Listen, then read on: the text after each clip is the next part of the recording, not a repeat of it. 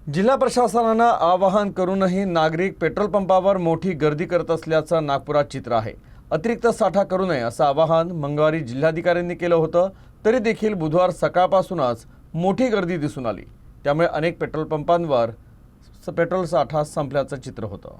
Petrol supply पण आहे आणि आपल्याकडे साठा सुद्धा आहे, त्यामुळे पॅनिक करण्याची कसलीच गरज नाही।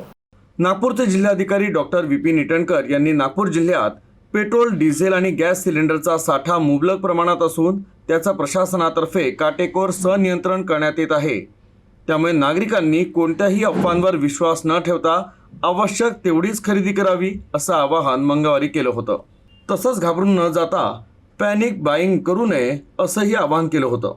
तरी देखील नागरिकांच्या पेट्रोल पंपाबाहेर मंगळवार संध्याकाळपासूनच लांबच लांब रांगा दिसून आल्या। त्यामुळे पेट्रोल पंपांवरील साठा हा वेगानं संपत आहे, त्यामुळे कृत्रिम टंचाई निर्माण होत आहे। तर बुधवार सकाळपासूनच नागरिकांनी प्रत्येक पेट्रोल पंपाबाहेर गर्दी केली होती।